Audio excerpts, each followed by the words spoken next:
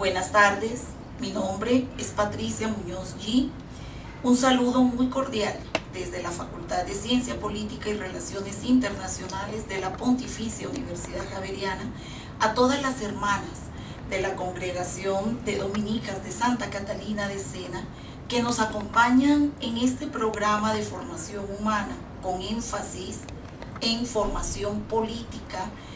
Y es precisamente dentro de este énfasis de formación política que realizaremos este módulo denominado Elecciones, expresión de la democracia.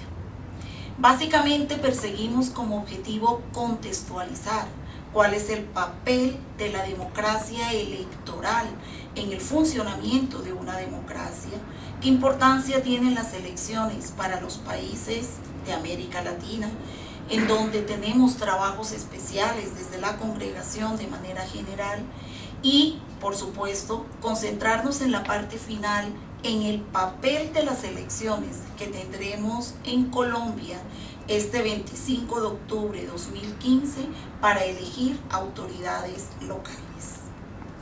Una primera reflexión necesariamente apunta a la pregunta: ¿para qué la democracia electoral? ¿Para qué las elecciones? ¿Para qué votar? ¿Cuál es la importancia del voto y cuál es la importancia del proceso electoral en el funcionamiento de una democracia? Indudablemente, la democracia electoral se constituye en una conquista de gran valor para la humanidad. La conquista de poder elegir y ser elegido. La conquista de poder decidir a través del voto quiénes son nuestros gobernantes y la posibilidad luego de pedir cuentas a estos gobernantes se constituye en uno de los grandes logros que los seres humanos hemos podido tener para el funcionamiento del orden social y, por supuesto, para el funcionamiento del orden político. A través de la democracia electoral se legitima el sistema. Y cuando hablamos de legitimar el sistema, ¿a qué hacemos referencia? La legitimidad tiene que ver con la construcción de confianza, de respaldo a las instituciones y al gobierno y, por supuesto, a las decisiones que estas instituciones y que este gobierno toman para poder decidir el rumbo de los pueblos. A través de esta legitimidad podemos construir capacidad de gobierno.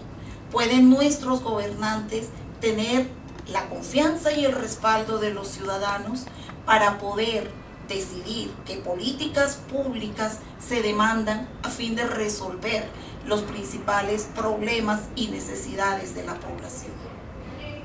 A través de la democracia electoral elegimos a los representantes. Ese sagrado derecho, pero también ese sagrado deber de poder tomar parte de quienes nos van a gobernar. Es precisamente a través del sufragio, es precisamente a través del voto que este derecho y que este deber se plasman de manera concreta. A través de la democracia electoral creamos identidad política. Y esta identidad política se logra cuando en conjunto, en consensos, en grupos, logramos identificar cuáles son los temas o problemas prioritarios para el manejo de una sociedad y cuando logramos acordar cuáles son los caminos de solución o cuáles son las vías para poder establecer las decisiones políticas y públicas que se necesitan para poder marchar adecuadamente. A través de la democracia electoral prevenimos el abuso de poder por parte de los gobernantes frente al resto de los ciudadanos. Y ello se logra porque podemos llamar a cuentas a los gobernantes por sus actos. Podemos acompañarlos en la labor de gobernar. Y esta compañía, no solo a través del aporte de soluciones y de la construcción de salidas comunes, sino igualmente a través del ejercicio de la veeduría, fiscalización, observación, control ciudadano a los actos de nuestros gobernantes. La democracia electoral se plasma en las elecciones que normalmente tenemos periódicamente en la gran mayoría de los países del mundo. Un vistazo a este calendario electoral 2015 en el mundo nos coloca un panorama de países en donde desde enero hasta diciembre, excepción quizás de 2 meses, vamos a tener jornadas electorales para decidir quiénes van a ser esos gobernantes que definan en compañía de los ciudadanos y de los demás órganos del poder público el rumbo de nuestros países. México tuvo ya elecciones, Guatemala tuvo elecciones hace muy poco, con la situación que todos hemos conocido de inestabilidad política inicialmente, pero luego de un renacer de los ciudadanos en cuanto a su capacidad de exigirle a los gobernantes limpieza en las acciones políticas, y que culminó con la salida del presidente que había sido elegido democráticamente en Guatemala. Vamos a tener elecciones en Colombia el próximo 25 de octubre. Vamos a tener elecciones en Venezuela en diciembre. Y precisamente estas jornadas electorales, la de Colombia y la de Venezuela, no han dejado de ser consideradas como puntos álgidos en medio de este diferendo que están viviendo actualmente los dos países. Vamos a tener elecciones en Argentina también a final de año. Ecuador tuvo elecciones el año anterior. Pero todo ello para decir, aterricémoslo aquí al mapa, digamos, latinoamericano, que este calendario que nos muestra el alto número de elecciones a nivel mundial, visto así en las elecciones que tenemos para este año en América Latina, podemos darnos cuenta que es una democracia electoral activa. Podemos darnos cuenta que hay jornadas donde los ciudadanos pueden decidir y pueden decidir definitivamente en quiénes van a ser los que tomen el rumbo del gobierno en los próximos años. Sin embargo, cuando analizamos el papel de la democracia electoral en el mundo, encontramos unos fenómenos comunes, encontramos unas características comunes a estos procesos electorales. Y estas características tienen que ver con un alto nivel de desconocimiento del papel del voto como tal. Hay ausencia de procesos de pedagogía electoral, de formación electoral, de construcción de cultura política democrática, de cultura cívica, que le muestren al ciudadano cuál es el papel suyo al tomar y participar activamente en ejerciendo su derecho al sufragio. ¿Cuál es el papel del voto en la construcción de democracia? Hay una desconfianza en las instituciones a nivel general y hay una desconfianza creciente en las instituciones electorales sobre el papel que puedan cumplir las instituciones electorales, garantizando la limpieza del sufragio, el respeto a los derechos electorales de los ciudadanos y, por supuesto, evitando delitos de carácter electoral. Hay un fenómeno asociado al clientelismo y compraventa de votos que se acentúa más en algunos países que en otros. Y este tema del clientelismo, del intercambio del voto por beneficios materiales, ha permitido que sean candidatos con la mayor cantidad de recursos, candidatos con el mayor poder económico, quienes puedan llegar al poder a través de la apropiación de esta voluntad de los electores, intercambiándolo por bienes materiales. Hay un fenómeno asociado a las violaciones a la ley electoral que pareciera no tener suficientes elementos de control. delitos electorales como la transhumancia electoral, la suplantación de votantes y otros más, parecieran no ser suficientemente investigados y sancionados, dejando en el fondo esa sensación de qué tanta limpieza pudo tener el proceso electoral. A ello hay que sumarle el alto costo que hoy tienen las campañas electorales. Y este alto costo de las campañas electorales marca una diferencia entre unas campañas y otras. Y esa diferencia, por supuesto, se refleja en ventajas que pueden tener algunos candidatos frente a otros con relación a lo que se puede invertir en el curso de una campaña. Lo que vamos a ver ahora es una muestra de imágenes, humor político, diferentes partes del mundo, que muestra este nivel de desconfianza, este nivel de desazón de los ciudadanos por la política, por la democracia electoral, por los políticos, y que en última termina por construir una gran desconfianza hacia la política como la administración de lo público, hacia la política como el espacio para ejercer y aprovechar lo que nos es de todos, lo que es público y lo que debemos construir como equipos. Simplemente humor político como una manifestación de esta desazón, porque el último rasgo que mencionaba antes en la diapositiva tenía que ver también con una extrema personalización de la política. Pareciera que la política hoy se centrara solo en los candidatos, en los gobernantes y no en las instituciones políticas. Ahí tenemos un primer llamado de atención. ¿Cómo recobrar la política para el servicio ciudadano? ¿Cómo recobrar la política para la administración de lo público? ¿Y cómo lograr que la defensa de los ciudadanos vaya orientada a la protección de las instituciones políticas y no de los personajes políticos considerados de manera individual? Fenómenos como el de la corrupción, allí plasmado en esta caricatura, en esta muestra de humor político.